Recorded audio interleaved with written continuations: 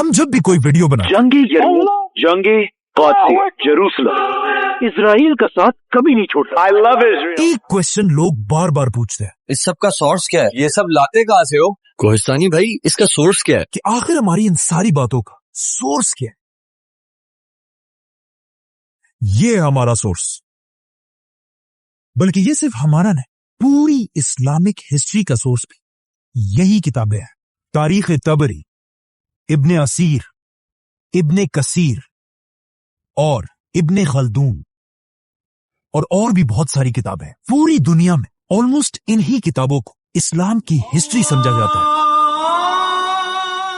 लेकिन मेरे ख्याल में इससे भी बड़ा क्वेश्चन ये होना चाहिए कि आखिर इस्लाम की हिस्ट्री के इन किताबों का सोर्स क्या है, और ये सारी बड़ी बड़ी बुक्स आखिर आई कहां से। इन बुक्स और इनके लिखने वाले स्कॉलर्स की स्टोरी बहुत ही इंटरेस्टिंग। आज से 14 साल पहले रसूलुल्लाह सल्लल्लाहु अलैहि वसल्लम की वफात के बाद उनके पहले खलीफाओं ने अबू बकर, उमर, उस्मान और अली रज़ियल्लाहु अन्हु ने इस्लाम की कोई भी हिस्ट्री नहीं लिखी, क्योंकि लिखने की जरूरत ही नहीं थी। ज्यादातर सहाबा अब भी जिंदा थे और उन्हें इस्लाम की सारी हिस्ट्री का पहले से पता था। लेकिन आहिस्ता आहिस्ता जैसे जैसे सहाबा दुनिया से जाने लगे, मुसलमानों की नई जनरेशन इस्लाम की हिस्ट्री को, बदर, ओहद, खंदक जैसी जंगों को भूलने लगे। और कुछ यंग लोग तो इस्लाम के हीरोज जैसे खालिद बिन वलीद और अली रज़ियल्लाहु अन्हु को छोड़कर रोमन और पर्शियन एम्पायर के हीरोज हरक्यूलिस और रुस्तम से इंप्रेस होने लगे। अब इस यंग जनरेशन को इस्लाम के हीरोज की याद दिलाने के लिए पहली बार मुसलमानों के एक बहुत बड़े खलीफा ने काम शुरू किया, जिनका नाम था उमर बिन अब्दुल अजीज। उमर बिन अब्दुल अजीज ने खलीफा बनते उस जमाने के एक बहुत बड़े स्कॉलर इब्ने शहाब अज़-ज़ुहरी को अपने पास बुलाया और उन्हें हुक्म दिया कि मेरी इस खिलाफत में मुसलमानों को रसूलुल्लाह सल्लल्लाहु अलैहि वसल्लम की जिंदगी के बारे में हर जगह जाकर लेक्चर्स दो। अब उमर बिन अब्दुल अजीज के जमाने में दुनिया के आखिरी कुछ ही सहाबी जिंदा थे, तो इब्ने शहाब ने उनसे रसूलुल्लाह सल्लल्लाहु अलैहि वसल्लम की जिंदगी के बारे में सीखा और उसे आगे अपने स्टूडेंट्स को सिखाने लगे, ताकि कहीं ऐसा ना हो कि आने वाले मुसलमान हमारे इन ग्रेट हीरोज को भूल जाएं। और इनके इन्हीं में से दो स्टूडेंट्स को आज पूरी दुनिया जानती है, इब्ने इसहाक और इमाम मालिक। जिसके बाद इब्ने शहाब ने इस्लाम की तारीख की सबसे पहली किताब लिखी। लेकिन जैसे ही उन्होंने ये किताब पूरी की, खलीफा उमर बिन अब्दुल अजीज को शहीद कर दिया गया। और उमर बिन अब्दुल अजीज के शहीद होते ही उसके सिर्फ 30 साल बाद पूरी बनु उमैया की हुकूमत टूट गई और बनु उमैया के साथ साथ इब्ने शहाब की लिखी हुई इस्लाम की तारीख की पहली किताब भी दुनिया से गायब हो गई। अब बनु उमैया की खिलाफत तो दुनिया से खत्म हो गई, लेकिन उसके बाद दुनिया में एक नई खिलाफत शुरू हुई, अब्बासी खिलाफत। अब अब्बासी खिलाफत में भी बनु उमैया की तरह बहुत सारी खराबियां थी, लेकिन उनमें एक बात ऐसी थी जिसे कोई भी डिनाई नहीं कर सकता। अब्बासी इल्म, नॉलेज से इतनी मोहब्बत करते थे कि उसे हासिल करने के लिए वो किसी भी हद तक जा सकते थे। यहां तक कि एक अब्बासी बादशाह ने रोमन एम्पायर से एक बहुत बड़ी जंग सिर्फ अफलातून की एक किताब के बदले में खत्म कर दी थी। अब्बासी खिलाफत के बादशाह मंसूर ने बनु उमैया के कैपिटल को खत्म करके दुनिया में मुसलमानों का एक नया कैपिटल बनाया, बगदाद।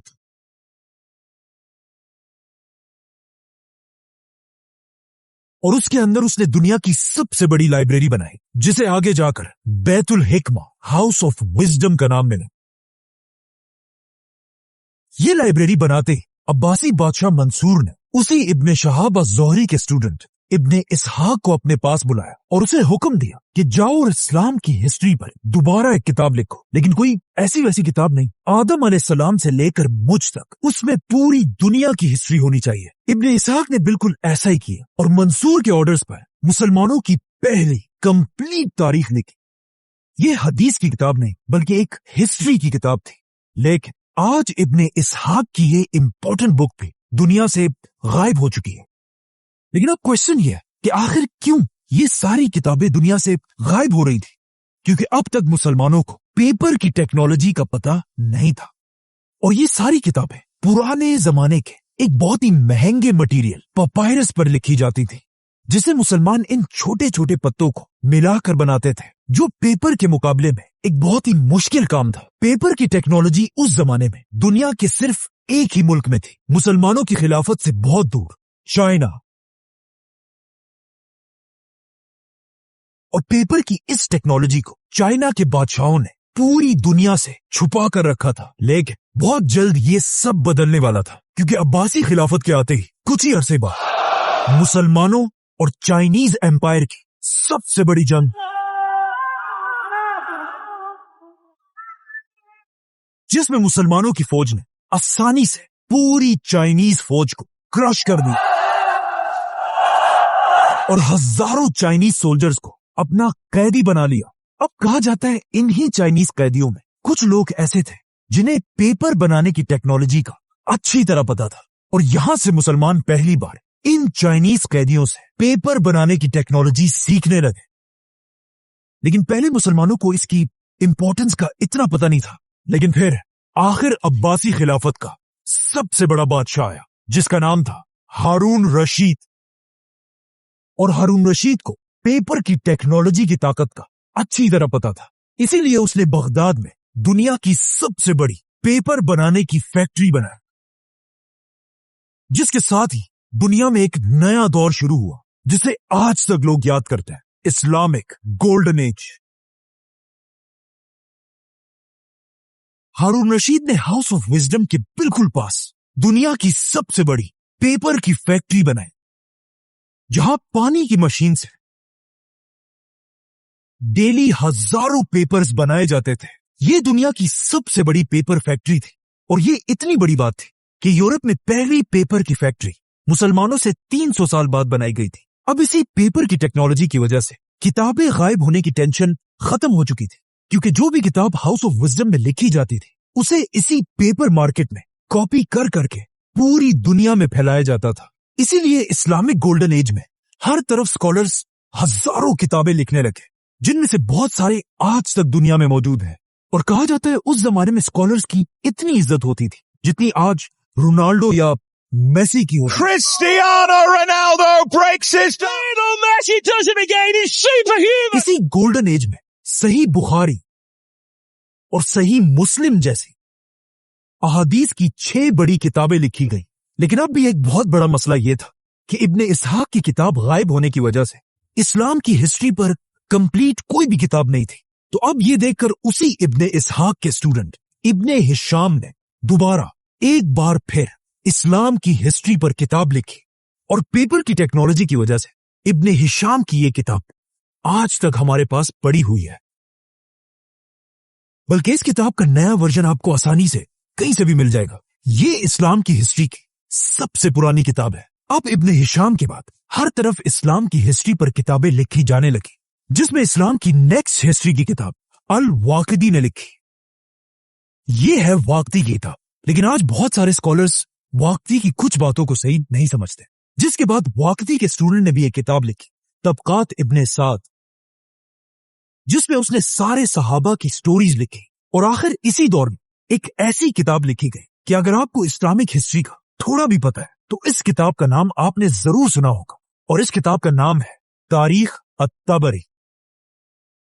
ये है तारीख अत-तबरी, जो इस्लामिक गोल्डन एज के एक बहुत बड़े स्कॉलर थे, और बगदाद के एक स्कूल में 10 दीनार की सैलरी पर स्टूडेंट्स को पढ़ाया करते थे। लेकिन ऐसा ऐसा जब लोगों को इमाम तबरी की इंटेलिजेंस का पता चला, कहा जाता है एक बार उनके स्कूल ने खुश होकर उनके सामने गोल्ड दीनार्स का एक खजाना रखा। लेकिन इमाम तबरी ने उससे सिर्फ अपने 10 दीनार उठाए और कहा यही मेरी तनख्वाह है, इससे ज्यादा मैं एक पैसा भी नहीं लूंगा। तबरी ने अपनी इस किताब में आदम अलैहिस्सलाम से लेकर अब्बासी खिलाफत के सारे हालात लिखे हैं। इनके अलावा और भी बहुत सारे स्कॉलर्स थे, लेकिन यहां हम सिर्फ उन्हें डिस्कस कर रहे हैं जिन्होंने इस्लाम की हिस्ट्री पर बड़ी बड़ी किताबें लिखी हैं। तारीख अत-तबरी अब्बासी खिलाफत की आखिरी बड़ी किताब थी, क्योंकि इसके बाद अब्बासी खिलाफत आहिस्ता आहिस्ता कमजोर होने लगी। आखिर आहिस्ता आहिस्ता मुसलमान इतने कमजोर हो गए कि इसका सबसे बड़ा फायदा यूरोप के पोप ने उठाया, और यूरोप के क्रिश्चियंस को जमा करके मुसलमानों के फलस्तीन पर हमला कर दी और जेरूसलम पर कब्जा कर लिया। लेकिन फलस्तीन खो देने के बाद भी बिल्कुल आज की तरह मुसलमान लीडर्स को कोई परवाह नहीं थी। फलस्तीन दोबारा फतह करने का ख्वाब मुसलमान बादशाहों से ज्यादा उस जमाने के स्कॉलर्स के दिलों में था, जिसमें सबसे बड़े स्कॉलर का नाम था इमाम इब्ने असाकिर, जो इतने बड़े स्कॉलर थे कि उनकी सिर्फ एक किताब के 70 वॉल्यूम्स हैं। इमाम इब्ने असाकिर दमिश्क के स्टूडेंट्स को इस्लाम की हिस्ट्री सिखाया करते थे और उन्हें बताते रहते थे कि एक दिन मुसलमान फलस्तीन दोबारा जरूर फतह करेंगे। इमाम इब्ने असाकिर के इन्हीं स्टूडेंट्स में से एक ने आगे जाकर फलस्तीन फतह भी किया, जिसका नाम था सलाहुद्दीन अयूबी, जो 2 लाख की फौज लेकर फलस्तीन को दोबारा फतह करने के लिए रवाना हुआ। बाय द वे, जब सलाहुद्दीन फलस्तीन की तरफ जा रहे थे, उसी दौर के बगदाद में एक बहुत ही अजीब किताब लिखी गई जिसका नाम था फजाइले यजीद। इस किताब में यजीद को इस्लाम के एक बहुत बड़े हीरो की तरह प्रेजेंट किया गया था और ऐसा दिखाया गया था कि यजीद से ज्यादा नेक इंसान तो कोई है ही नहीं। और ये किताब इतनी फेमस हुई कि कुछ मुसलमान वाकई में यजीद को इस्लाम का हीरो मानने लगे। लेकिन जैसे ही इस किताब की खबर उस वक्त के सबसे बड़े सुन्नी आलिम इमाम इब्ने जोजी तक पहुंची, वो इस बात से डरने लगे कि कहीं ऐसा ना हो कि आगे जाकर मुसलमान यजीद को इस्लाम का हीरो मानने लगे। जिसके बाद इमाम इब्ने जोजी ने यजीद की हकीकत दुनिया के सामने रखने के लिए अपनी एक बहुत बड़ी किताब लिखी और यजीद को हमेशा के लिए एक्सपोज कर दिया। अब जब यहां ये सब हो रहा था, वहां सलाहुद्दीन अयूबी ने आखिर पूरे फलस्तीन को फतह कर लिया और मस्जिद अक्सा पर इस्लाम का झंडा लहराया, जिसकी वजह से आज तक सलाहुद्दीन को पूरी दुनिया याद करती है। Warrior Saladin conquered the Crusaders. अब सलाहुद्दीन की इस फौज में भी एक बहुत बड़े स्कॉलर थे, इमाम इब्ने असीर, जिन्होंने लड़ने के साथ साथ इस्लाम की हिस्ट्री पर एक बहुत बड़ी किताब लिखी थी। और ये है उनकी किताब जिसमें उन्होंने सलाहुद्दीन की जंगों के साथ साथ इंडिया पर हमला करने वाले पहले मुसलमान बादशाह की कहानी भी लिखी, सुल्तान शहाबुद्दीन गौरी। मतलब इब्ने असीर के दौर में मुसलमान फलस्तीन, इंडिया, हर तरफ सिर्फ जीत रहे थे। लेकिन इस किताब के बिल्कुल आखिर में मुसलमानों की असल तबाही का वक्त शुरू होता है और मुसलमानों को तबाह करने वाले बादशाह का नाम था चंगेज खान। सलाहुद्दीन अयूबी के कुछ ही अरसे बाद चंगेज खान मंगोलिया से मुसलमान इलाकों की तरफ बढ़ने लगा और एक एक करके हर मुसलमान सिटी को जलाने लगा। और ये इलाके फतह करते करते आखिर चंगेज खान का पोता Hulagu Khan Islamic golden age के सेंटर बगदाद तक पहुंचा।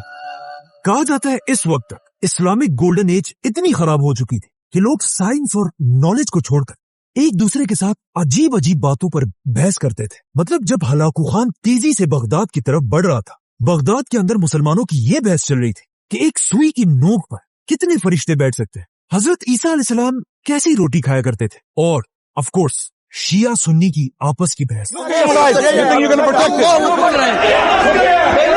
और जब मुसलमान आपस में इन बहसों में बिजी थे, हलाकू खान की फौज बगदाद में दाखिल और शिया सुन्नी को देखे बगैर सबको मुसलमान समझकर सबकी गर्दनें उड़ा दी।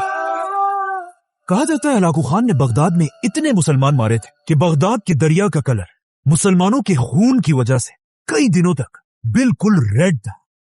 और आखिर सबको मारने के बाद हलाकू खान की फौज दुनिया की सबसे बड़ी लाइब्रेरी हाउस ऑफ विजडम के दरवाजे तक पहुंची और उसे आग लगाकर उसकी सारी किताबों को दरिया में फेंक दी। और ये इतनी ज्यादा किताबें थी कि इन किताबों की इंक की वजह से अब बगदाद का दरिया रेड के बजाय कई दिनों तक ब्लैक कलर का हो गया। और फिर हलाकू खान ने बगदाद की सारी पेपर बनाने की फैक्ट्रियों को आग लगा दी और इस तरह इस्लामिक गोल्डन एज खत्म हो गया और मुसलमानों की 400 साल की मेहनत बगदाद के दरिया में बह गई। और मुसलमान इतने कमजोर हुए कि मुसलमान स्कॉलर्स के पास भी लिखने के लिए पेपर भी नहीं था, जिसकी वजह से मुसलमान पहली बार यूरोप से पेपर मंगवाने लगे, जिससे यूरोप ने पेपर की प्रोडक्शन आसमान तक चली गई और पहली बार यूरोप के क्रिश्चियंस मुसलमानों से ज्यादा पेपर बनाने लगे